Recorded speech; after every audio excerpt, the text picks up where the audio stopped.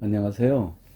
오늘은 그 마테오복음 25장 1절부터 13절에 나오는 그 열처녀의 비유에 대해서 말씀을 나눠보겠습니다.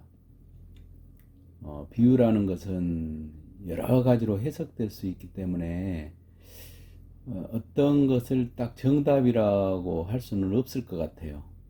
각자가 다 자신의 경험 그리고 자신의 사유체계 거기에 따라서 해석하게 되는 것이고, 그리고 각자의 안에 있는 신성이 어떤 부분을 드러내 줌으로 인해서 그렇게 생각하는 것이기 때문에 그 각자의 생각들이 하나하나 모이면 어렴풋이나마 대략의 뜻이 어, 짐작되지 않을까, 그런 생각을 합니다.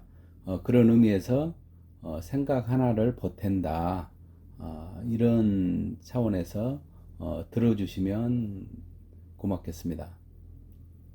먼저 본문을 한번 읽어볼게요. 그때 하늘나라는 저마다 등을 들고 신랑을 맞으러 나간 열 처녀에 비길 수 있을 것이다. 그 가운데 다섯은 어리석고 다섯은 슬기로웠다. 어리석은 처녀들은 등을 가지고 있었지만 기름은 가지고 있지 않았다. 그러나 슬기로운 처녀들은 등과 함께 기름도 그릇에 담아 가지고 있었다. 신랑이 늦어지자 처녀들은 모두 졸다가 잠이 들었다. 그런데 한밤중에 외치는 소리가 났다. 신랑이 온다. 신랑을 맞으러 나가라. 그러자 처녀들이 모두 일어나 저마다 등을 챙기는데, 어리석은 처녀들이 슬기로운 처녀들에게 우리 등이 꺼져가니 너희 기름을 나누어 다오 하고 청하였다. 그러나 슬기로운 처녀들은 안 된다. 우리도 너희도 모자랄 터이니 차라리 상인들에게 가서 사라 하고 대답하였다. 그들이 기름을 사러 간 사이에 신랑이 왔다.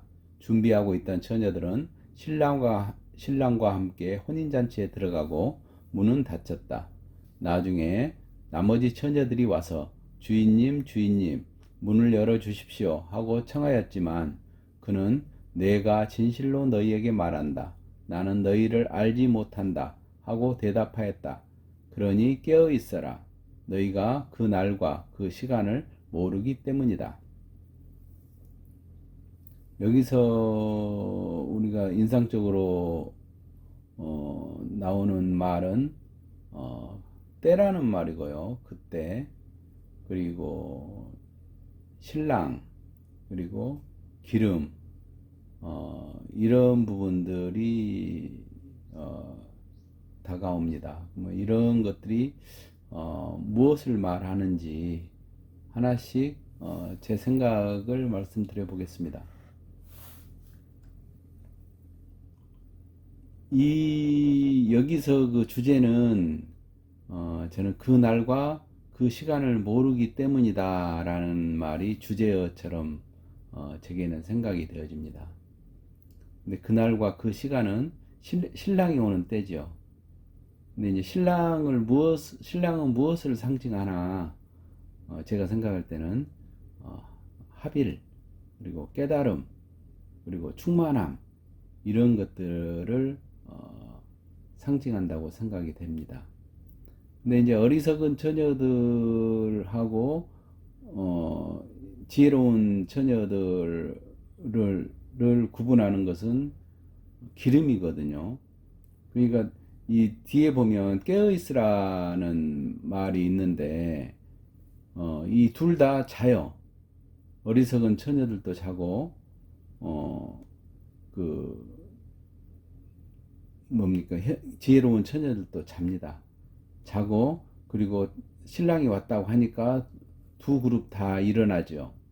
그런데 차이는 한쪽은 기름이 있고 한쪽은 기름을 준비하지 못했다 하는 그 차이인 것 같습니다. 여기서 이야기하는 때는 모르죠. 그러니까 그 하나님이 정하시기 때문에 우리 인간으로서는 알 수 없다는 거예요. 그때가 아까 신랑이 올 때죠.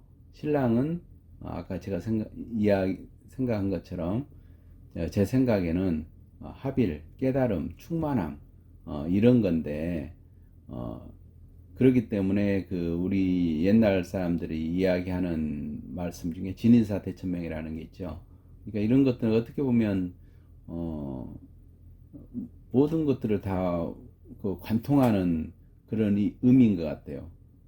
때는 모르기 때문에 우리 조상들도 다 알았다는 거죠. 때는 모르기 때문에 사람이 할 일을 다 하고 하늘에 처분을 기다린다 하는 그런 내용인데 여기서도 여기 이 뜻과 일맥상통하는 그런 것이 아닌가. 그리고 또 하나는 우주의 리듬을 말씀하신 게 아닌가 하는 생각이 들어요. 그러니까 이게 때라고 하는 것은 한 번 딱 정해지는 게 아니고 이게 계속해서 반복해서 이게 뭔가가 충만할 때가 있고 뭔가 이제 샘이 마를 때처럼 좀 공허하고 뭔가 전혀 잡히지 않고 또 운으로 하면은 운이 뭐 엎어져도 돈을 줬을 때가 있고 어, 뒤로 넘어졌는데도 코가 깨질 때가 있고 뭐 이런 것처럼 어, 이 운도 그렇고 뭐 그다음에 어떤 이런 영적인 충만감이나 어떤 깨달음이나 이런 부분들도 어떤 그 리듬으로 있어 어떨 때는 이렇게 뭔가가 막 그 뭐랄까 그냥 영적인 그 각성이 확 될 때가 있고 그다음에 충만할 때가 있는데 또 어떨 때는 아주 전혀 감이 잡히지 않을 때 이런 때도 있지 않습니까? 그래서 이런 때에 어떻게 대응을 해야 되는지 거기에 대한 비유 말씀이 아닌가 그런 생각이 들었습니다. 그래서 저는 이제 여기서 이제 기름이 참 오랫동안 기름이 뭘까 그게 잘 생각이 안 됐어요. 그러다가 이게 초발심이나 재발심 끝을 보겠다는 의지가 아닌가 그런 생각이 들었습니다. 왜 그러냐면 이제 이게 제 경험상 느껴지는 거죠.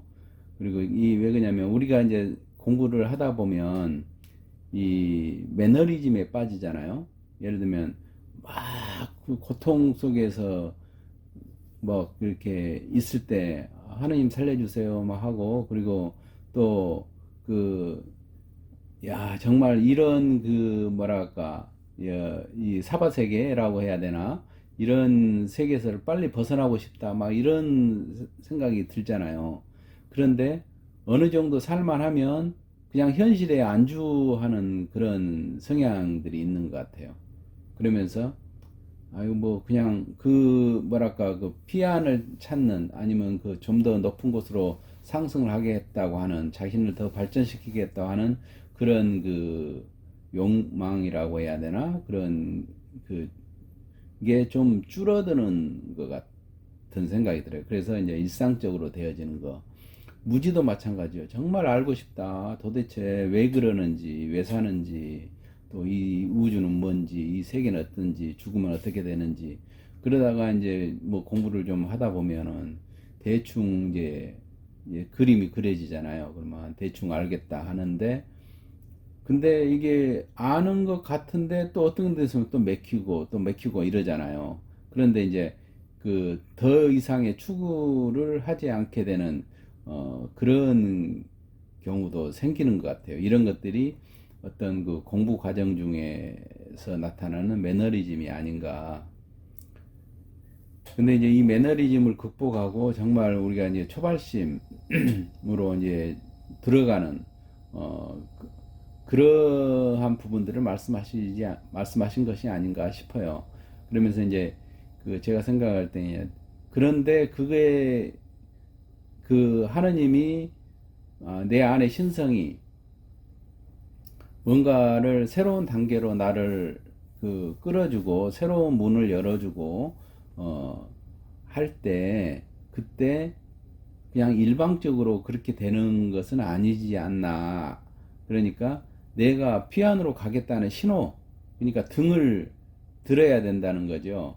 그러니까 내가 신호도 하지 않는데 그냥 그 이렇게 딱 가겠다는 의지 표현도 하지 않았는데 나를 들여다가 옮기지는 않는 거 아닌가. 그래서 등이라고 하는 것은, 등에 불을 붙인다고 하는 것은 신호다.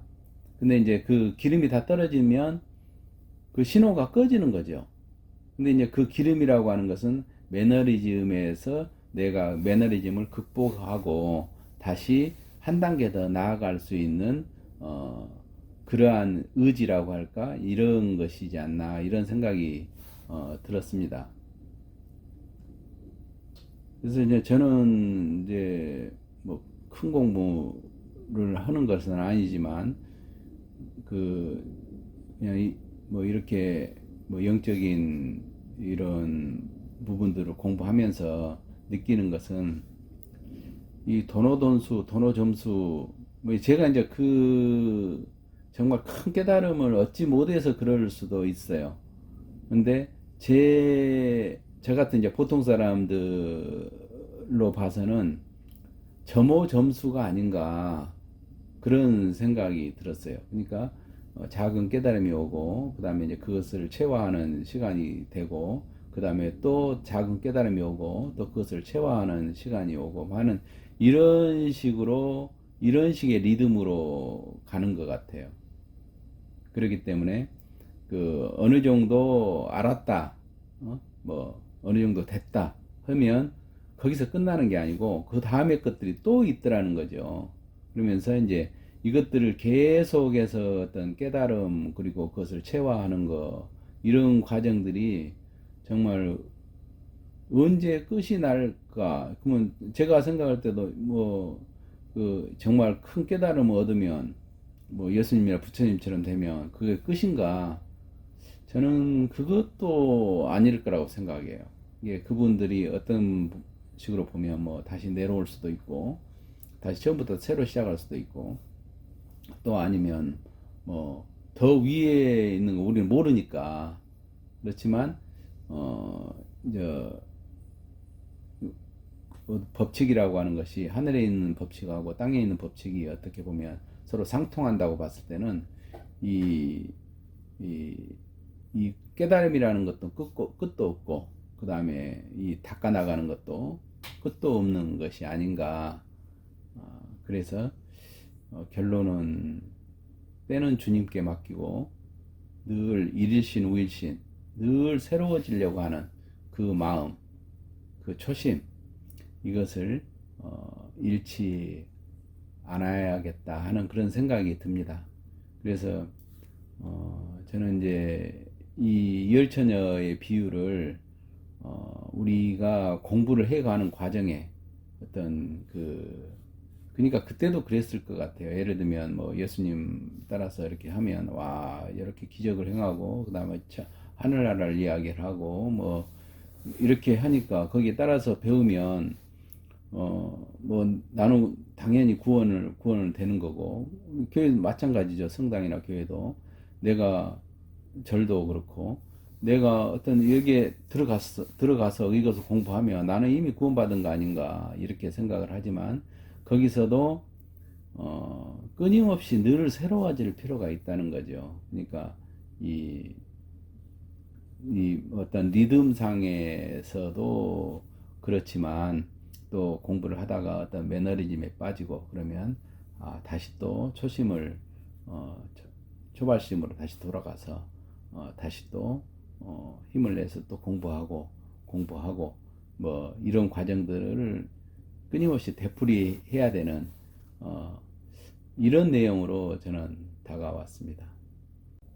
다 버리고 떠났다고 생각했는데 어느 날 자신을 돌아보니 부자 청년의 마음이 되어 있는 그런 자신을 발견했을 때 필요한 말씀이 아닌가, 그런 생각을 합니다. 끝까지 들어주셔서 고맙습니다.